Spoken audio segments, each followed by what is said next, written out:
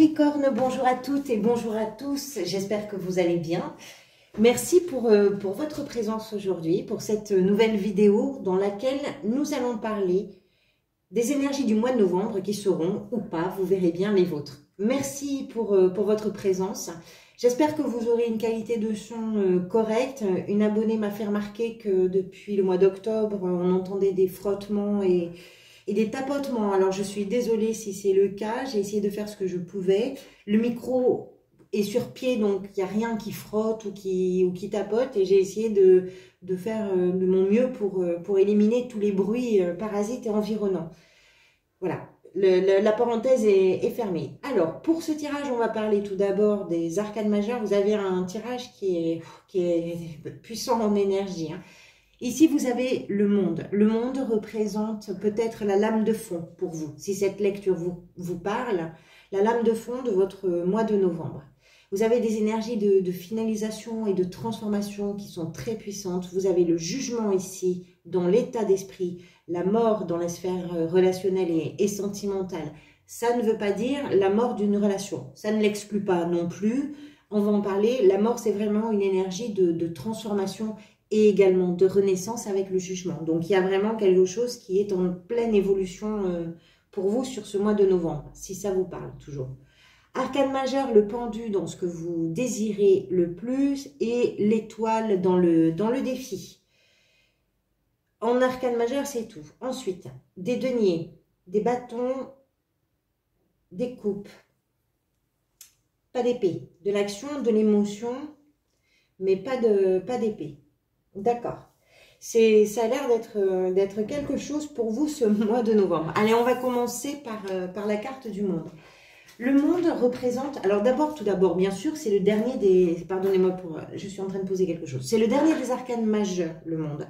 Ce qui vient dire quoi? Si vous voulez, dans le tarot, on va du 1 au 21 dans les arcanes majeures. Et chaque arcane va représenter une étape de vie, une étape évolutive, parfois des hauts, parfois des bas, mais des choses que nous allons toutes et tous traverser dans les différents secteurs ou dans les différentes sphères de notre existence, professionnelle, relationnelle, etc.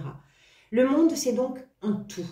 C'est la dernière carte, c'est-à-dire que d'une façon très générale, on est sur une carte d'accomplissement, d'achèvement, d'aboutissement de quelque chose, souvent même de réussite, d'une réussite qui peut être assez complète, hein, d'une certaine forme de joie, et de quelque chose qui va concerner un tout. Ça peut être en lien avec les autres, ça peut être en lien avec des préoccupations qui vont être des préoccupations d'ordre collectif et communautaire. Ça peut être en lien avec de grandes aspirations, avec vos motivations. Ça peut être en lien avec l'ensemble de votre situation, hein, tout simplement au moment où vous écoutez cette vidéo, c'est tout à fait possible. Ça vient couronner cette énergie, tout ce que vous avez entrepris, tout ce que vous avez fait d'efforts, tout ce dans quoi vous vous êtes engagé, tout ce que vous avez mis en perspective, tout ça, ça vient couronner tout ça et ça vient finaliser quelque chose, concrétiser quelque chose ou réaliser.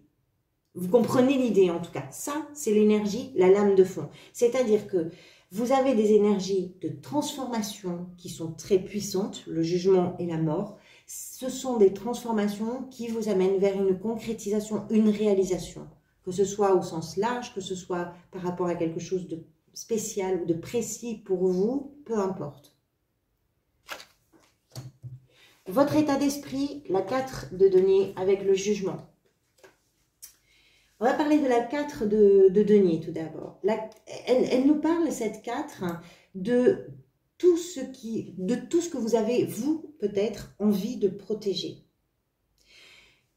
Sur la carte, on voit ce personnage qui a un denier sur la tête, un denier dans les mains et un denier sous chaque pied. Le denier qui est sur la tête, il est pris dans la couronne. Le denier qu'il a dans les mains, il le tient avec ses deux mains. Et le fait qu'il ait les pieds posés sur les deux deniers qui sont au sol, ça nous indique que ce qu'il a, il veut le garder. Ce qu'elle a, elle veut le garder, peu importe, homme ou femme. Ça vient nous dire quoi? Ça vient nous dire que peut-être votre état d'esprit dans cette période de concrétisation, d'aboutissement de quelque chose, parce que la vie fait que vous êtes à un moment, à une étape, à une charnière, et qui fait que vous, de toute façon, vous ne pouvez pas aller au-delà dans ce que vous étiez en train de vivre, de façon générale ou dans un domaine plus peut-être sentimental, c'est possible. Ça ne pouvait pas aller plus loin. Vous étiez au bout de quelque chose. Ça ne veut pas dire que c'est simple, mais vous le saviez. De ce fait, comme vous arrivez au bout de quelque chose, peut-être que vous vous dites que maintenant, il est un petit peu temps de penser à vous différemment, en mettant à l'abri, en protégeant ce qui vous semble important, ce qui vous semble nécessaire. On a un besoin, une quête de sécurité, d'assurance. Alors, ça peut être la peur du changement. Le changement, vous êtes dedans. Vous êtes en plein dedans, si ça vous concerne. Ce qui fait que ça peut effectivement, pour vous, provoquer des craintes, des inquiétudes. Vous ne savez pas où vous allez. Vous comprenez bien que vous êtes arrivé au bout de quelque chose, d'accord? Donc, vous savez que ça va inévitablement vers un changement, quelque chose que vous ne connaissez pas. Ce changement-là, ça peut vous, oui, ça peut vous impressionner un petit peu, parce que quand on ne sait pas vraiment où on va, on ne sait pas ce qu'il va falloir donner, ce qu'on va pouvoir garder, ce qui va nous rester peut-être. On ne sait pas non plus jusqu'où on peut aller. Quoi qu'il en soit, je pense que vous, dans votre état d'esprit, là, ce qui est important, c'est effectivement de penser un petit peu à vous, pas du tout d'une façon égoïste, mais ce que vous voulez investir ou ce que vous allez investir à partir de là, dans votre travail, dans vos relations, dans vos amitiés, dans votre famille, dans votre maison, je ne sais pas quoi. C'est important que ce soit en lien avec ce qui vous est cher et que ça corresponde aussi à vos propres besoins et à vos propres envies. Ce n'est pas, encore une fois, comment je pourrais vous dire ça, ce n'est pas parce que vous n'êtes pas généreux ou généreuse, hein. C'est pas du tout ça qui se joue là. En tout cas, c'est pas comme ça que je l'interpréterai. C'est vraiment dans l'idée de, d'accord, j'ai fait tout ce que j'ai pu, j'ai donné tout ce que j'avais, j'ai fait vraiment au maximum. À partir de là, je vais continuer à faire, je vais faire différemment, je vais aller vers autre chose, mais en pensant peut-être un petit peu mieux à moi. C'est aussi une façon de prendre soin de ça. Et puis, peut-être aussi que pour certains et certaines, vous êtes dans une situation dans laquelle il peut y avoir aussi une inquiétude par rapport à une sécurité financière, hein, c'est possible. Donc peut-être que la situation fait que vous allez plutôt avoir tendance à être prudent et prudente. Cette prudence-là s'accompagne d'une renaissance. On parlait des énergies de changement et de grands bouleversements tout à l'heure. Le jugement, c'est ça. C'est-à-dire que le jugement, si vous voulez, c'est comme une sorte d'alarme intérieure. Quelque chose qui vous réveille complètement et qui vous dit maintenant, il va falloir que tu vives davantage en fonction de tes valeurs, en fonction de tes émotions, en fonction de tes rêves, de tes désirs, de tes envies. Ça agit un petit peu comme ça, le jugement. C'est une renaissance, c'est une seconde chance que l'on s'accorde à soi. Mais ce que ça met en évidence, c'est vraiment l'authenticité de ce que vous êtes. C'est l'authenticité de vos rêves, de vos envies, de vos amours. Voilà, c'est ce que vous êtes fondamentalement. Peut-être quelque chose que vous avez eu tendance pendant un temps, peu importe le temps, pour chacun de vous ce sera différent, mais peut-être quelque chose que vous avez eu tendance à mettre un petit peu de côté parce que vous n'assumiez pas, parce que ça rentrait pas dans les bonnes cases, parce que le monde dans lequel vous étiez en pleine évolution, un environnement professionnel, familial, etc., faisait que vous étiez tenu d'avoir une image. Et là, vous revenez à vous, à votre originalité, voilà, vous assumez plein de choses, vous prenez en compte plein de choses, et particulièrement ce qui fait que vous êtes vous. Ça, c'est votre état d'esprit. C'est puissant, hein, je vous ai dit tout à l'heure, vous avez un mois, c'est quelque chose. Qu'est-ce qui vous a amené vers ce mois de novembre? La reine de bâton. Alors, La reine de bâton, c'est un personnage qui va nous parler de tout ce qui est séduisant parce que c'est un personnage qui a beaucoup de charme. C'est quelqu'un qui sait vraiment communiquer, qui est très efficace dans ses entreprises, qui est vraiment dynamique, qui est déterminée dans ce qu'elle fait, etc. Et qui le fait avec beaucoup de chaleur. Vous, c'est ce qui vous a amené vers le mois de novembre. Étant donné les énergies que vous avez, je pencherai pour peut-être le plus grand nombre d'entre vous pour l'idée que ce qui vous a amené vers le mois de novembre, c'est un sentiment de gâchis, comme si vous aviez le sentiment d'avoir été la plante verte, le meuble qu'on ne voit plus, le bouche-trou de service, le houla, hein, bien sûr, comme si toute votre énergie, toute votre potentialité dynamique, bienveillante, déterminée, tout ce qui vous passionne, etc., c'était quelque chose qui s'était étiolé complètement avec le temps. Et peut-être que c'est pour ça que là, voilà, plus que ça va être difficile. À partir de maintenant, qui êtes-vous? Qu'est-ce que vous voulez? Vers quoi vous avez envie d'aller? Qu'est-ce qui vous permet de vous reconnaître, de vous identifier, de défendre vos valeurs, de vous reconnaître dans vos idéaux? Quels sont vos idéaux? J'ai ce sentiment-là. La reine de bâton nous parle de cette efficacité que l'on a quand quelque chose nous prend véritablement aux tripes, parce qu'avec les bâtons, on parle de passion, on parle d'enthousiasme, on parle de vivacité, c'est tout ce qui pétille, c'est tout ce qui brille, tout ce qui brûle. Hein, vous comprenez l'idée. Ce sont des conquêtes. Quelque chose peut-être fait que ça a été un petit peu gâché pour vous. C'est possible. Ce que vous désirez par-dessus tout, le pendu. Le pendu représente habituellement, enfin on va dire d'une façon assez basique et sommaire, une situation qui peut nous sembler bloquée. Bloquée, pas forcément parce qu'on le souhaite, hein, bloquée par les événements, par les circonstances, par le temps, bloquée par quelque chose qui fait que on a l'impression que ça n'avance pas. Vous l'avez, cette énergie-là, dans ce que vous désirez le plus. Je vais vous parler plutôt de ce que cette énergie peut apporter. Dans ces énergies de transformation qui ne sont pas forcément simples en plus à traverser, je pense que vous êtes en train de découvrir tout ce que vous pouvez être, tout ce que vous pouvez faire, tout ce que vous pouvez explorer, expérimenter et découvrir. On parlait de vos originalités, de ce que vous allez peut-être assumer à partir de maintenant, de ce qui se réveille et de ce qui se révèle en vous. Le pendu peut nous parler dans ce que vous désirez le plus, justement de prendre conscience de vos propres blocages pour vous permettre de voir les choses tout à fait différemment. C'est-à-dire que vous conscientisez. Qu'est-ce qui a peut-être fait que les choses en vous se sont un peu éteintes, ont été un peu gâchées, parce que même si pendant un temps vous avez pensé que ça pouvait être à cause des circonstances, à cause des autres, à cause de ceci ou à cause de cela, je pense que vous vous rendez compte que la principale cause, c'est que vous étiez d'une façon ou d'une autre d'accord avec ce qui se passait ou ce qui se jouait pour vous. Être d'accord, ça ne veut pas dire qu'on est d'accord avec tout. Ça veut simplement dire que s'il y a moyen de terminer quelque chose, on va plutôt le laisser durer, même si c'est un peu chaotique, même si ça ne tient pas bien sur ses pieds. Mais on va le laisser durer parce que finalement, bon, ça reste quand même confortable. On connaît, on est dans une zone de confort. C'est pas la meilleure des situations, par exemple, mais c'est une zone de confort. Ce sont des blocages, tout ça. Et je pense que ce que vous voulez, vous, c'est prendre conscience de ce qui vous a bloqué, si cette lecture vous parle, bien sûr, et faire de ça quelque chose d'autre.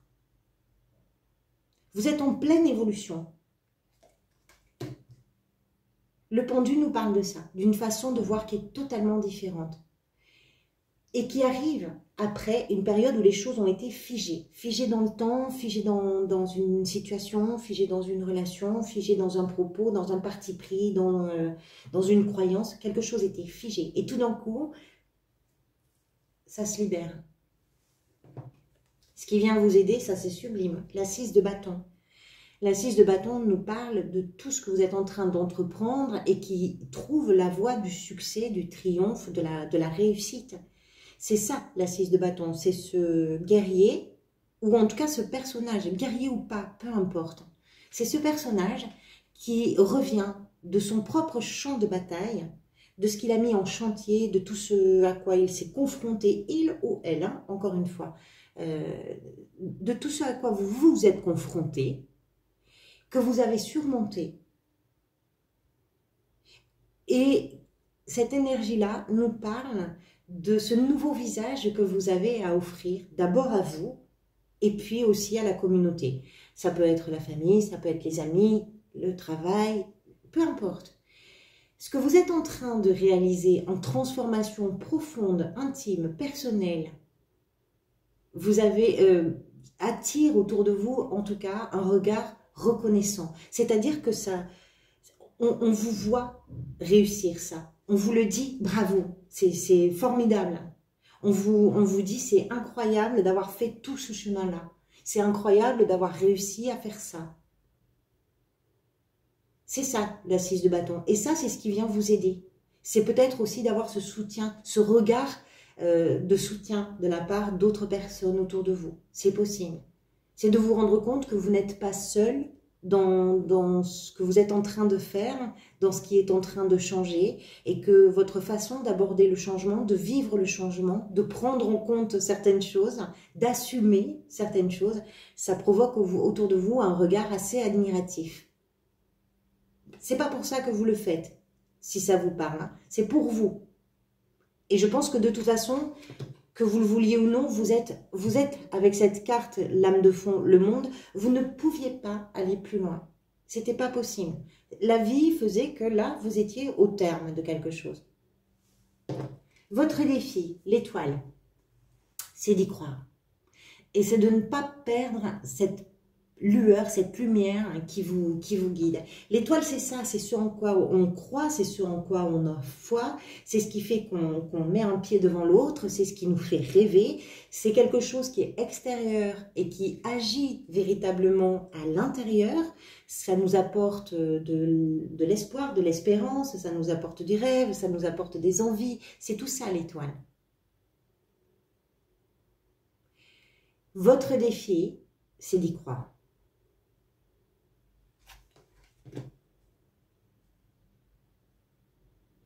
Il y a quelque chose peut-être un peu, pardonnez-moi, je reviens sur cette 4 de denier ici. Il y a des craintes, sans doute, hein, pour certains et certaines d'entre vous.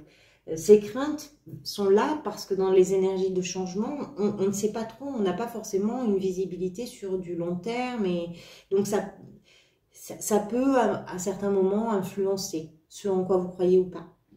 Et puis, quand on est en plein changement, on n'est sûr de rien non plus. C'est ça le défi. Mais étant donné les énergies puissantes de transformation que vous avez, je pense que c'est tout à fait...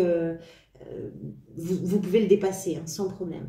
Dans la sphère professionnelle, la 8 de denier. Alors, la 8 de denier, c'est une carte de travail acharné, consciencieux, rigoureux, forcené presque, je dirais.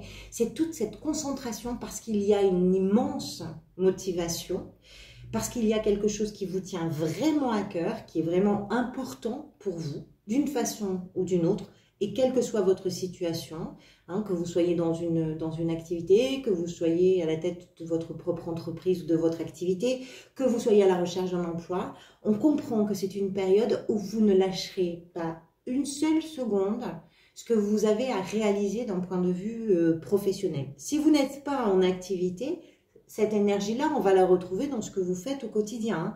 Peut-être dans un loisir, peut-être dans votre façon de gérer votre quotidien, votre maison, votre jardin, vos animaux, je ne sais pas. Hein, vous comprenez l'idée. La 8 de denier, ça nous parle de ça et ça nous parle de tout ce qui rend fier.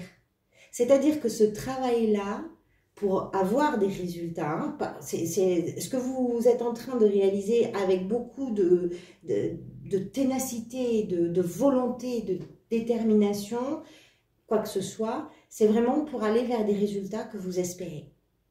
Et vous allez les atteindre. Mais ça vous demande peut-être une énergie encore plus importante et vous avez cette détermination incroyable parce que vous avez envie d'obtenir quelque chose. Je ne sais pas quoi, hein. Peut-être pour certains d'obtenir et certaines obtenir un travail, un poste qui vous fait vraiment envie. Pour d'autres, un résultat, tout simplement, par rapport à ce que vous êtes en train d'entreprendre et de mettre en chantier. Et puis,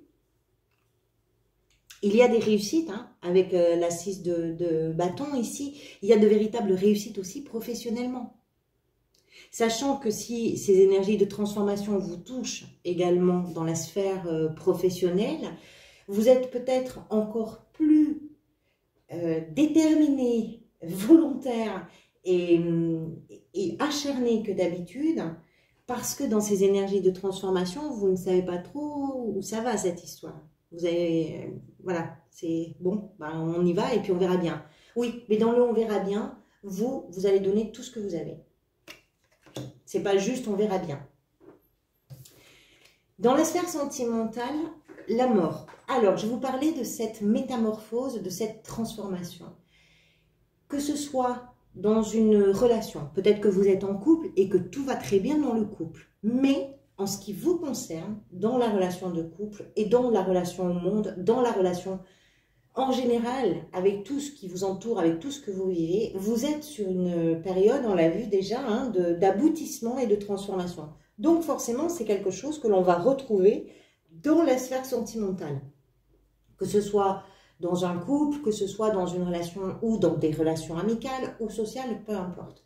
Vous êtes en train de vous transformer littéralement. C'est-à-dire qu'à partir de novembre, peut-être, ou bien avant novembre, mais là en novembre, ça prend une tournure plus concrète pour vous. À partir de maintenant, vous allez laisser ce qui n'a plus lieu d'être, vous n'allez pas vous encombrer de choses qui ne tiennent plus la route, en tout cas pour vous, et votre évolution va se passer dans la transformation. Ça ne veut pas dire la fin d'un couple ou d'une relation, pas du tout. Ça peut vouloir dire ça également.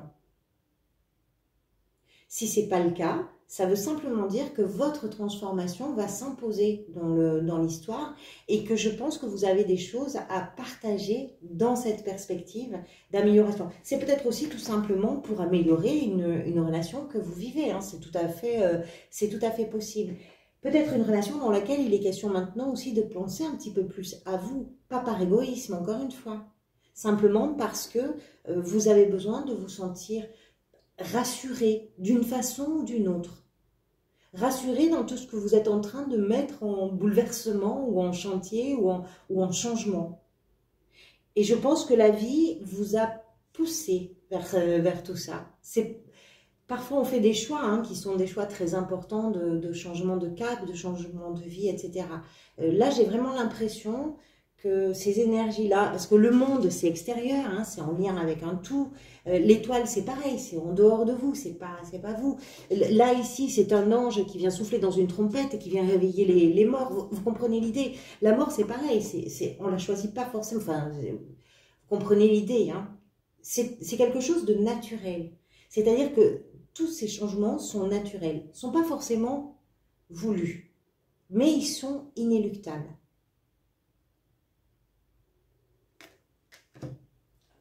Comment vous vous sentez dans tout ça?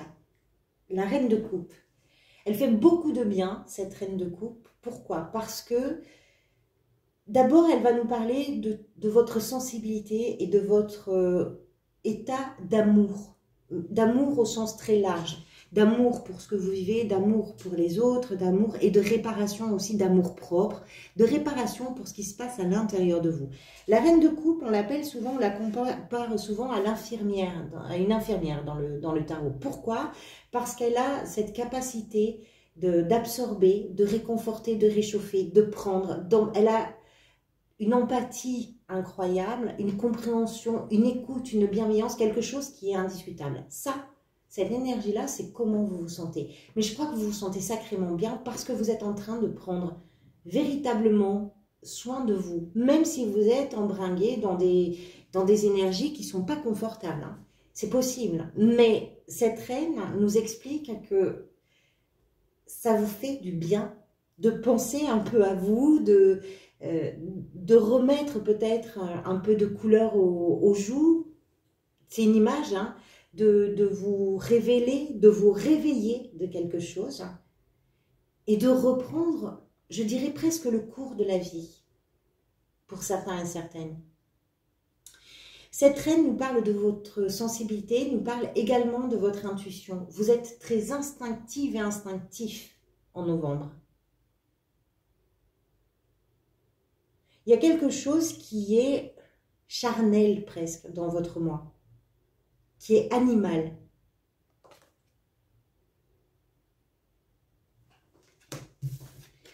Ce vers quoi vous allez à la fin du mois, l'as de coupe, l'as, vous le savez, c'est une nouvelle idée, une nouvelle émotion, une nouvelle opportunité, un nouveau projet. Les coupes sont associées à l'émotion. Il y a quelque chose de nouveau pour vous à la fin du mois.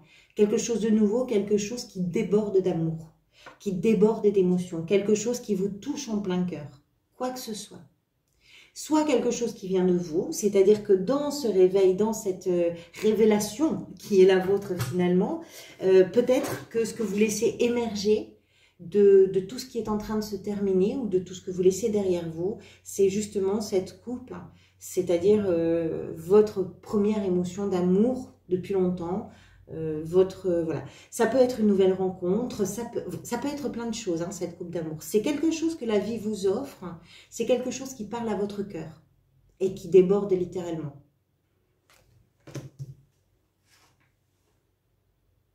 Le mois prochain, vous avez l'impératrice comme lame de fond. C'est magnifique parce que l'impératrice, c'est vraiment une énergie de fertilité, de création, de créativité, de fécondité. Donc, quelque chose se met vraiment en mouvement. Ceux qui vous, si ça vous parle, bien sûr, cette coupe qui vous attend là, qui s'offre à vous à la fin du mois, c'est quelque chose qui va amener d'autres choses, qui va engendrer d'autres choses. On verra ça le mois prochain. Merci pour votre présence et puis pour toutes vos interactions. Vraiment, merci pour vos j'aime. Merci pour vos commentaires, merci également pour vos abonnements du fond du cœur. Je vous retrouve bientôt pour des nouvelles vidéos. Je vais bientôt travailler sur les énergies du premier semestre de l'année 2023. Donc je vous dis à très bientôt. Prenez soin de vous et merci pour tout encore une fois.